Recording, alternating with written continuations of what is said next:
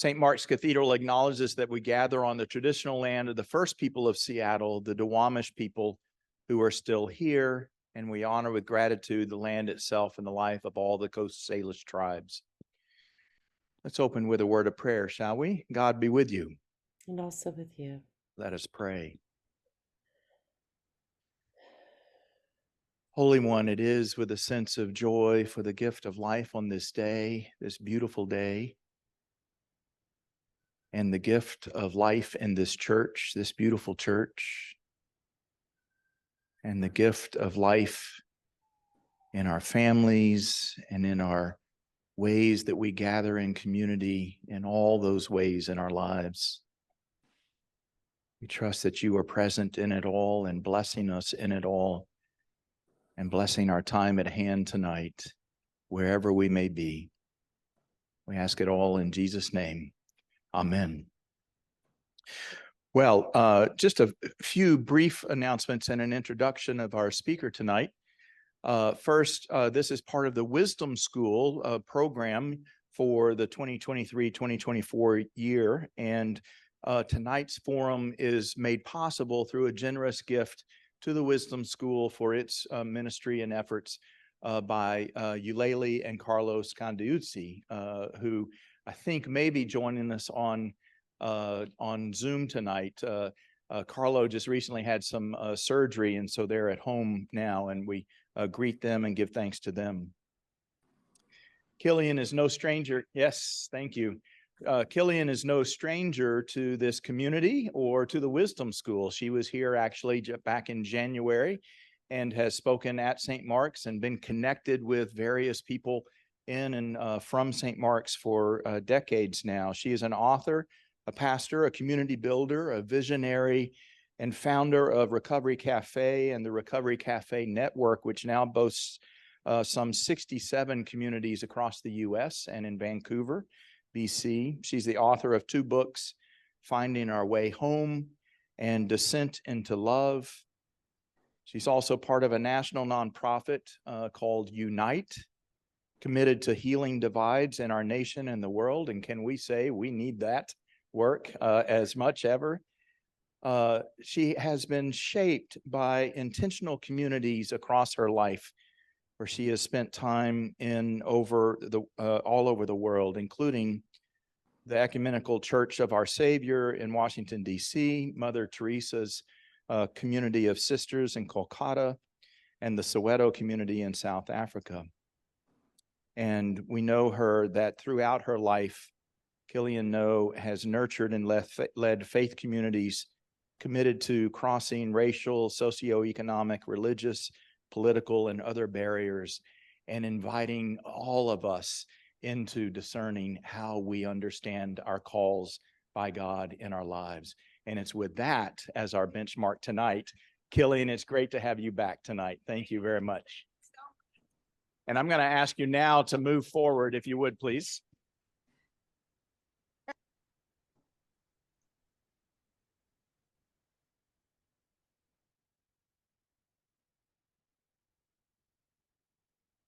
Get it around.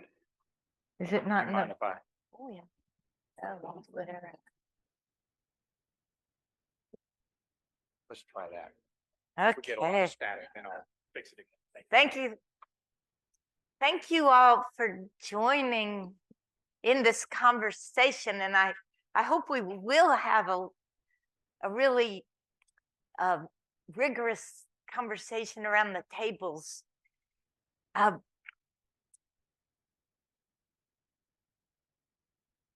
It's good to be with you. And it's good to be with you on the screen. Thank you for being a part of it.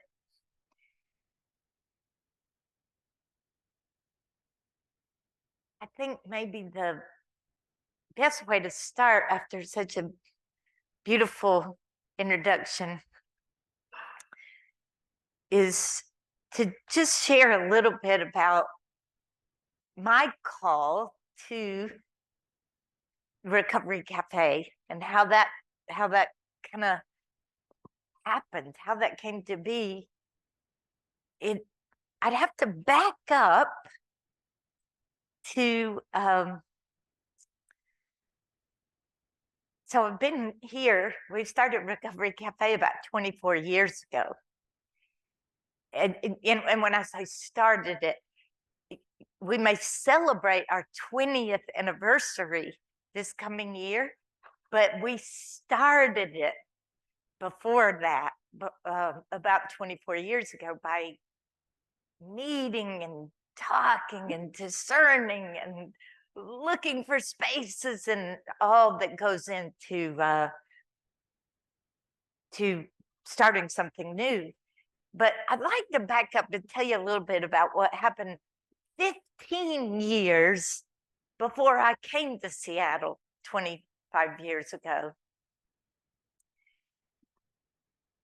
I had been living in Israel, working as a volunteer there with a group outside north of Tel Aviv. And then on weekends, I was volunteering in the hospital that was hit by a rocket in Gaza. So that was really a big part of what shaped me. That conflict, which is now just breaking all of our hearts, but that was a big part of what shaped me. And after spending 3 years as a volunteer there in Tel Aviv and the Gaza Strip, I came back. I moved to Washington, D.C. That was the first time I had ever lived in an American city. I had lived in an American small town up in Brevard, North Carolina. I had never lived in an American city. And when I came back, I was just blown away by the thousands of people living on the streets of our nation's capital. I was at our Sunday service, ecumenical service at the Ecumenical Church of the Savior. And one Sunday, when our pastor, Gordon Cosby, said, you know, there ought to be, he said, people come to Washington, D.C. from all over the world to see these beautiful marble monuments. He said, what they ought to see when they come to the capital of the wealthiest country in the world, what they ought to see is places on every corner where people who've fallen through the cracks can rebuild their lives. That's what they ought to see. And when he said that, I felt like someone had put a knife through my heart. And I started to cry, and I couldn't really stop. It was embarrassing. And at the end of the service, with my puffy red eyes, I made my way to Gordon, and these words came out of my mouth. Gordon, I want to give my life to doing just that, to helping to create places where people who've fallen through the cracks can rebuild their lives. Well, Gordon was very pragmatic. He wasn't just prophetic, he was pragmatic, and he had seen it all. And he knew that often our hearts break over some need in the world, and we cry, and our eyes get puffy, and then we stuff it back down. And he had seen it a million times, so he said, well, how about this? He said, there's another man about your age, because I was 24. He said, there's a man about your age who said the same thing to me, that this was breaking his heart. How about before you come back here next Sunday, you have lunch with that young man. And I said, oh, okay. And so I got together with that young man, David Erickson. And before the end of our lunch, we had decided that I would quit my job. I kidded him about that today. I said, why did we decide I would quit my job? He said, because I had 2 children. Remember? I said, oh yeah, okay. But and we began to dream of this place in Washington, D.C. called Samaritan Inns. And so when 15 years later, when my husband discerned a call to the Pacific Northwest, I came here kicking and screaming, really. I mean, well, actually, I surrendered a little bit before the moving van showed up, but not much. And we came here, and what I said, because I had so loved the people in Samaritan Inns and the work that was happening there, and I'll tell you a little bit more about it. But I was so heartbroken to leave that expression of healing and hope, that when I got here, I was kind of like, well, I'll tell you one thing, I am not doing anything similar to what I did there, because it's just too painful that I had to leave there. So I'm going to do something totally different. But everywhere I went here in this city, I saw the same thing that broke my heart. So I guess I want to start by saying, discerning our call at one level is discerning what breaks our hearts and what brings us joy. It's discerning a lot of different things. So let me see if I can get Greg gave me some instructions on how to do the slides. I'm just going to tell you a little bit about call and maybe weave a few more stories. But I think the most basic description or definition of call, as you all know, is call is connecting to the Spirit. Oh, okay, good. Oh, you got it. Great. Thank you. Call is connecting to the Spirit's guidance and taking next steps prompted by that guidance. Now, you know, this is a very anachronistic, I mean, you know, with the phone, I even had to call my friend and ask her on the way over here, what does a phone cord connect to? I can't remember. She said a jack. I said, yeah. So if we are to receive guidance, we have to connect either to the internet, I remember that, or to a phone jack. We have to be connected.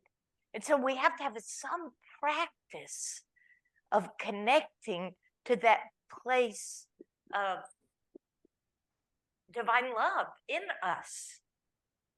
So we have to be connected. And we have to have some practice that keeps us connected in order to receive the guidance that is essential to following our call. Now, we might be called, when I talk about call, just told this story about, you know, starting a nonprofit in DC and then coming here and doing the similar thing. But call is so much more than that. Call may be connecting to guidance to forgive at a new level. Our call may be hearing guidance to start a new relationship or change a relationship, change it up, make it better. Call could be, let me see, I think I have a slide of this. Huh. Is it there, Greg? So call is may bring us to new ways of being. This connection that comes through the Spirit, the guidance that comes through the Spirit, that through it might be new ventures.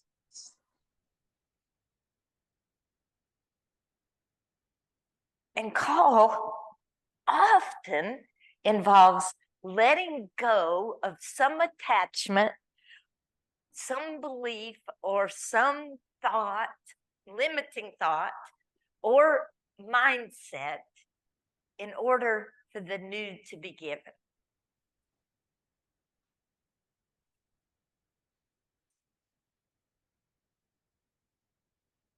Now, the biggest, one of the things I love the most is talking to people about their, or mostly listening to people as they discern their call, this new thing, this next step. But the biggest thing I've noticed over the years, the biggest obstacle to connecting with our call, guess what it is? Guess what the biggest obstacle is? Well, that's good. The mind is usually is a pretty big obstacle. But what do you think the biggest obstacle to taking a next step toward any new call? Fear, mind, a certain way of thinking. But here's the way I like to talk about it. It's waiting for 100% clarity. Nobody who has ever decided to forgive or decided to start a new relationship or a new job or a new organization, no one has ever been given 100% clarity, as far as I know.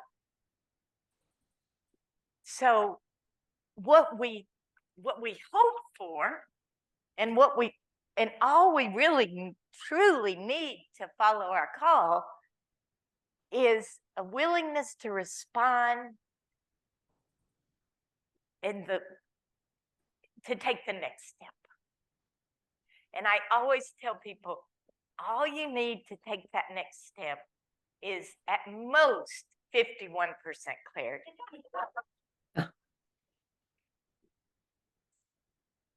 I really mean that. And so many people have done so many amazing things once they've gotten to that 51%.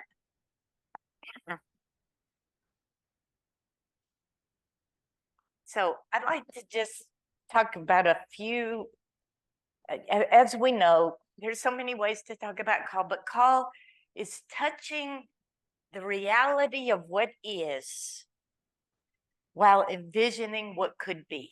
That's another way I love to think about it. And so I'd like to talk about just some of the characteristics of call that might help us as we're trying to discern the next steps. And we are always discerning our next steps, always. So, but here's some of what I would call the hallmarks of discerning our next steps.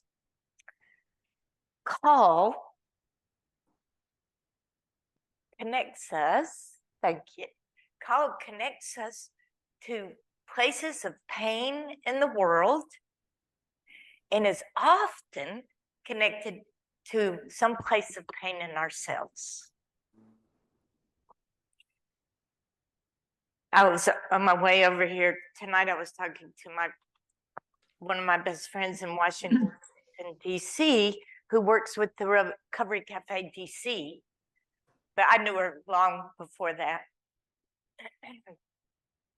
She was telling me about this woman named Felicia, who is a part of their Recovery Cafe there. And 2 years ago, Felicia's son was killed in a drive-by. Felicia says all the time, I've heard her say this myself, I've heard her, but my friend just reminded me. Felicia says all the time, the only way I get through the day is by reaching out to other mothers whose sons were killed in the drive-by. And so out of that, reaching out to others, she formed a group for parents who had lost a child to violence. And her call emerged from her unspeakable pain. We have a volunteer at Recovery Cafe.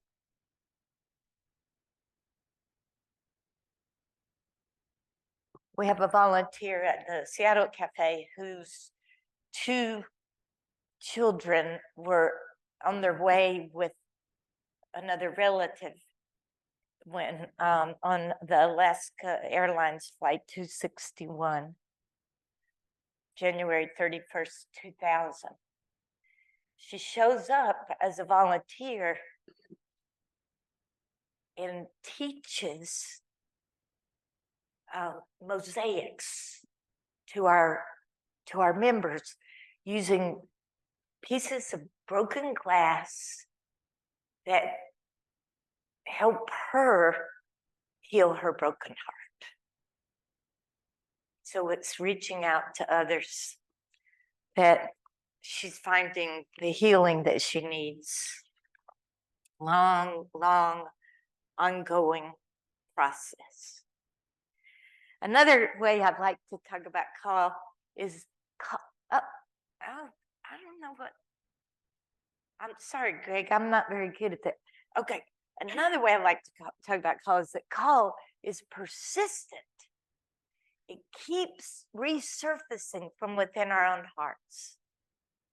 So if you, I keep talking about forgiveness, but if someone keeps coming up that we haven't forgiven and it keeps coming up, they keep surfacing in our hearts, I would listen to that.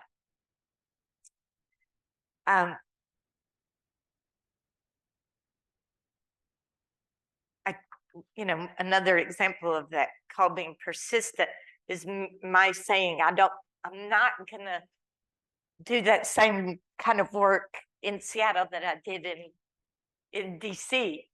But when I got here, it was just persistent. It was what broke my heart and what gave me joy. Call also uses, okay, thank you, Craig. I don't think I'm doing this right, but call also uses the gifts that we bring, evokes new gifts from within us, and requires the gifts of others. Always requires the gifts of others. We were just talking about Stephanie Jones, who was a amazing financial, I really do think she's a financial genius. But she came to work at Recovery Cafe. She brought a gift that no one else, none of us had.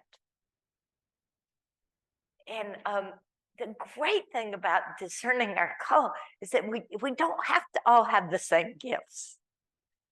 Because when people have gifts that we don't have, we are forced to rely on each other, not be lone rangers.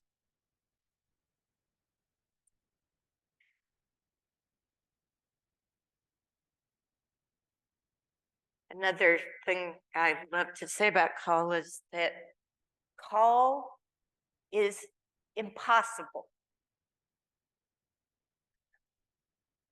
It deepens our awareness of our dependence on God, for whom all things are possible. When we were in Washington, D.C., I told you the story about Gordon, who was, both a pragmatist and a prophet. But at some point, and this is a long story, so I'll try to make it short. But at some point, the District of Columbia rolled in and shut down one of our apartment buildings. They did it because they caved to the pressure of the neighborhood. We hadn't done anything wrong. In fact, it was a really beautiful apartment building. And the people, it's the only apartment building in the whole neighborhood that was drug and alcohol free. But anyway, we ended up in a 13-day trial. Our case ended up in federal court, a 13-day trial, at the end of which the judge ruled that the District of Columbia had acted in gross violation of the fair housing laws of the Civil Rights Amendment. But in that trial, Gordon would, from time to time, during those 13 days, Gordon would, from time to time, slip into the back of the courtroom. And so one time we had a recess, and Gordon came up to me during the court recess and said, "How are you holding up?" I thought about just giving him a, "Oh, I'm fine, answer. But that never worked with Gordon.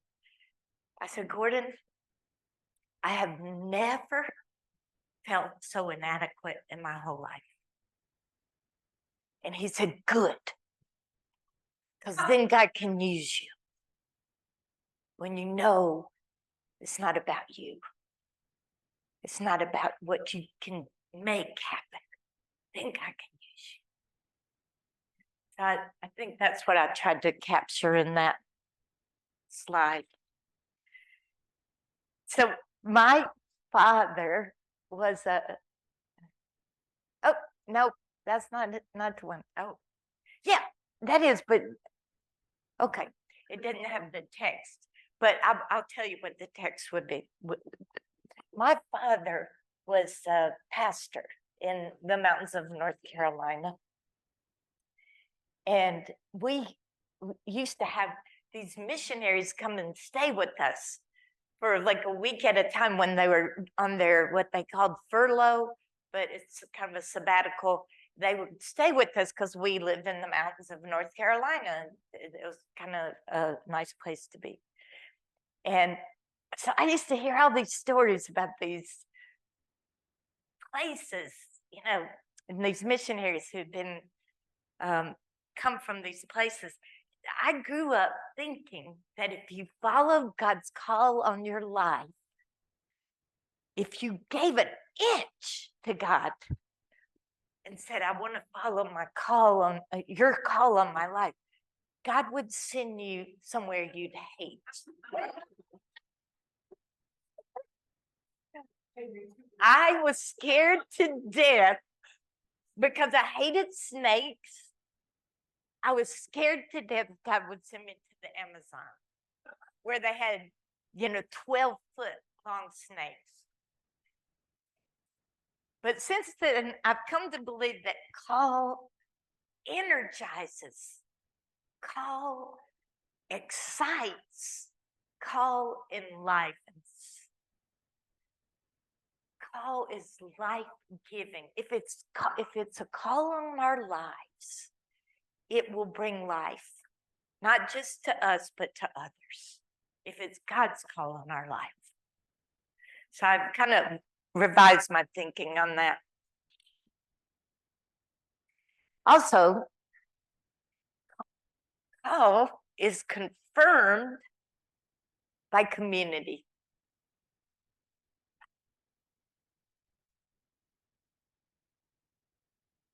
Also, call is shared by community. Call is something that we will always connect us to others. Always connect us to others.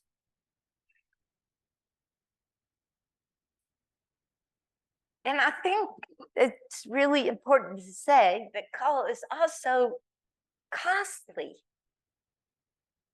It can be costly in terms of finances, but can also be costly in terms of just life's energy. And it is also true that when we invest some of our life's energy here, we can't invest that same life energy here. Now, we might have enough energy to invest in a few different places, but we can't invest that same life's energy that we invested here over here. I think it's also important to say that call evolves, changes all the time. I know you have lots of examples of that, of how it changes and what you set out, what you thought you were going to do when you took those initial steps. 5 years down the road, it might be quite different than what you envisioned in those early days, because it evolves. New clarity is given along the way. And call competes with other claims on our lives, requiring sometimes a painful prioritizing. I should probably have that slide next to the one that it can be costly, because it may require some choosing. Just like a call to marry somebody, by definition, means I'm choosing you and I'm not choosing those over there. So it requires a prioritizing. And then call is just a step within a larger call. So it's something new that is given within a path that we're already on, something new emerging. So it's not always some radical turn to the right or to the left. It's often something new being given in an area where we've been giving ourselves forever.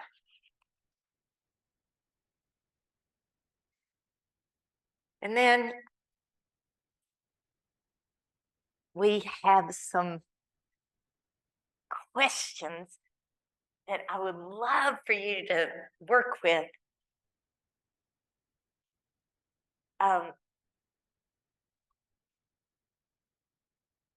Maybe the best way to do it would be to just really fill up the tables, like move over here and then we'll keep these questions on the board. But what call or guidance is stirring in you right now? Could be something really simple, but something that's simple but hard. What attachment, belief, thought, or mindset do you need to let go of if you were to take steps toward this call? And then what characteristics of call have you identified or experienced related to this stirring? And finally, if you could drop all reasons not to step into this call, this to take this next step, what might it look like in a year or in 5 years? And use your unfettered imagination. And again, I can't be more clear about this. I'm not talking about necessarily starting some new venture. This might be, like I've said so many times, a call to repair a relationship. What might that look like in a year if you took that step toward that, or in 5 years? Any questions before you share around the table? Yeah.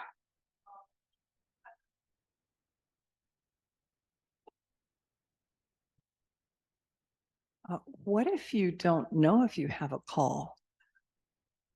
This is all kind of predicated on being able to identify a call that you're experiencing. Well, that's a great question.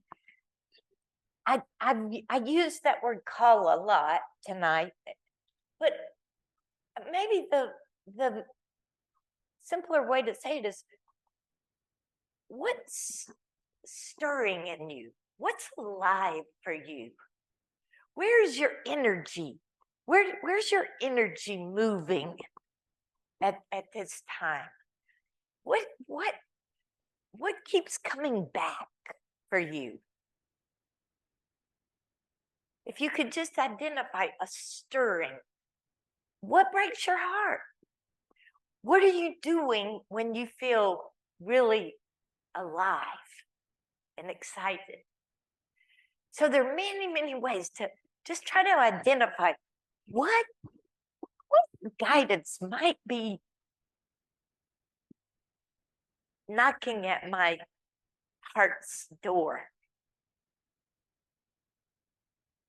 And if we can just name that, that would be amazing. That'd be an amazing thing. But I want to warn you, if you name something that's stirring, you're going to give it power.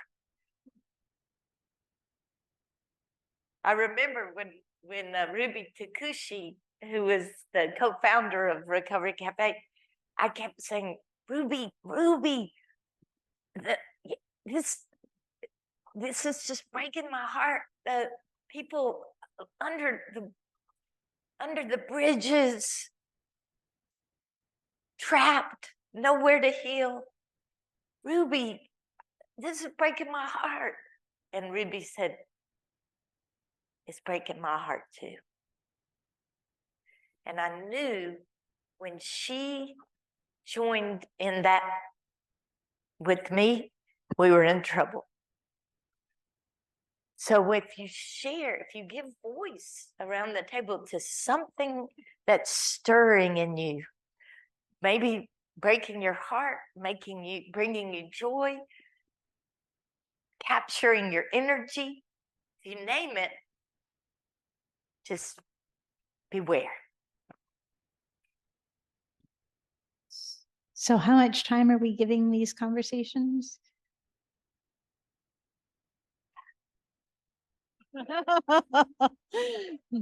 What do you think, Steve? How much time? 15 minutes. Okay. Yeah. How about that? 15 minutes, then we'll come back and then we'll just hear something from each table. It doesn't, like I said, it doesn't have to be a 5-year plan. Just any stirring. So at my table, we heard that call is broad, call emerges from within, call is not this punitive thing, but it may connect us to our own healing and bring joy. But both, that call is broad. What are some of the things that you heard? Anything else at our table we should report? I mentioned that one of the things that really struck me about the way that you framed this for us this evening is the connection between call as a response to brokenheartedness or call as a healing response. In my life, call has been more connected with vocation or ambition or, you know, are you a trombone player or an accountant? Like that is your call. But thinking of call as a healing response to those places where we have experienced pain or brokenness is really revelatory for me. I'm looking forward to working with that. Thank you. Good, thank you. How about at your table? Any thoughts you want to share with the rest of us?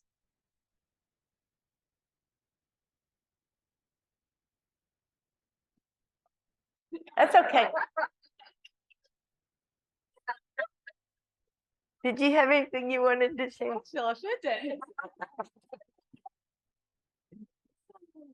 I observed a few things. One around how call can be nested within call. So there was an example of how something has started within someone and has taken shape in different ways, but continues to come back. And originally, the vision of how that could come forward didn't work out or didn't play out. And so being open to how something can be experienced, even if it's not the way in which the world may say that it was experienced. And then the other thing that was really lovely is how sometimes when we are really listening and attuned to ourselves, several of our callings or stirrings can come together and overlay. And that can be scary too, because we want to separate out everything. So I hope that worked for Yeah, you. thank you. Thank you. You want to come to and how do we hear from the people on the screen? Okay. We talked a lot about how sometimes those things that break your heart can feel very overwhelming when you Yes. try and figure out, okay, maybe this is something that makes me feel called, but it also feels very big at the same time. And then there's also some wisdom about how when you are more youthful, you have sort of an idea of where the world's going to be, and that there's a little bit of heartbreak in that aspect of seeing where the world has come and wishing that it was a little further along. Yeah. Thank you. I think relationship was at the core of everyone's theme. Came back to this theme of looking at the pain of the world and how can we heal that with relationship, whether it's deeper relationship with the divine within us or with friends and colleagues across the world, family members, and kind of separating the wheat from the chaff. Do we feel obligated to do too much? And how do we pare that away to the core essence that is our hearts? Beautiful. Beautiful. And we've got to go to choir. I'm so sorry. What? That's your call right now. Now that the choir folks have spoken, Thank you. friends on Zoom, if you have someone in your group who would like to unmute and tell us what you heard. Judith, did you want to speak for your group? Yeah, sure. It sounded to me like we were all kind of in transition. And Wayne was talking about soon retiring. I brought up something that I had just finished, which was a call or prompting, which was to write a book of poetry and get it self-published. And I did that.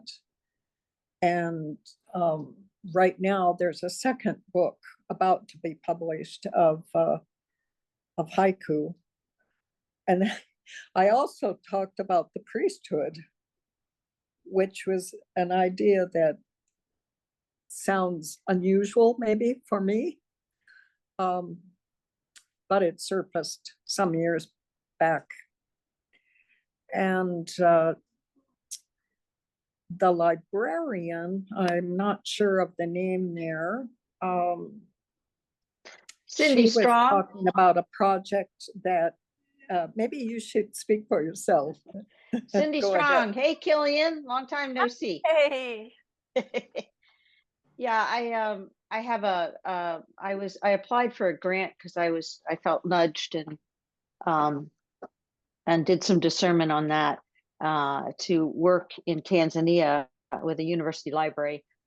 And so I went ahead with that, and now the university in Tanzania is sort of shifting their focus, which some of it is not necessarily going to be within my wheelhouse. So it's still a call, and I can't back out at this point. So anyway. thank you. Anyone else from the screen? Another Zoom group report? But we also had the gentleman who talked about going over to Palestine because he had lots of connections there.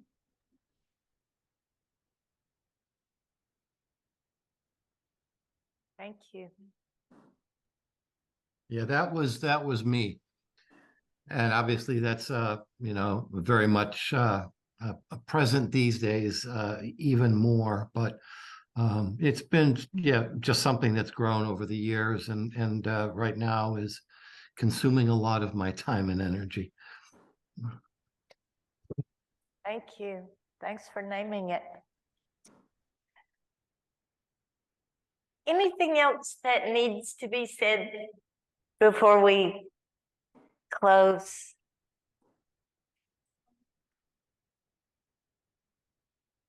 Are we at the closing time? I think we're good on time. Oh, we're good. I'm sorry, I'm terrible with. So we don't need to cut anyone off. Okay. But if we're wrapping up, then. Oh, no, anything that anybody wants to share? I just was a little confused about that. Oh, I know that clock is, hasn't been reset. Sorry. I'm thinking these people are really were gonna want to go home. Sorry. We, yes, we'll have to get the ladder. Sorry. I know you told me, but I just. Yeah, yeah. No, so this is not a one-off, right? This is the lifelong journey is Totally. what call is. And we're so grateful, Killian, for you to come and to invite us into that reflection in ways that I think are able to be apprehended by people in all walks of life at all stages of their spiritual journeys. So I just want to say thank you. And before we have a few other things to do, but will you acknowledge and give thanks for Killian tonight? Well, thank you for really, I love talking about this, but I'll say one last thing in closing since it's not 10 till 9. If there was anything I would want you to leave here with, it's that call is that it's about everything that we do. It's about trying to stay connected to the spirit, to divine love in us. And the promptings are about everything. Whether to smile at that person or it's not as it can be about a job or vocation, but it's not just a job or vocation. It's about staying so connected to the spirit that we are able to receive the promptings of the spirit all day long. And then the other thing is, if we are trying to discern what our next steps about anything, about repairing a relationship or reconnecting with somebody that we haven't seen, whatever we're trying to discern, we often, most often, only receive the third step when we, or the second step when we've taken the first step. It's from that place of the first step that the prompting for the next step is given. I've seen that so many times in so many of our members as they just want to figure out, where do I volunteer? You know, so we have our members at Recovery Cafe, one of our commitments for every member is that there will be a contributor. So they have to find some way to contribute as part of our healing. That's part of our healing. And people will say, well, I just don't know where I want to contribute. So we always say, just take that next step. If you find, having taken that next step, that's not the place, it's okay. But we have to be willing to take the next step. I guess that's what I'd want to leave us all with, including myself. The need to know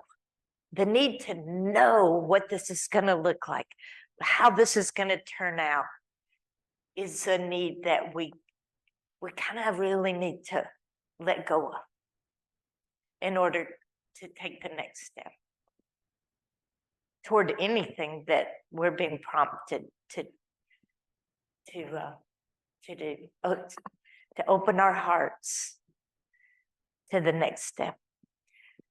Thank you. Thanks for letting me share. Thank you. Yeah.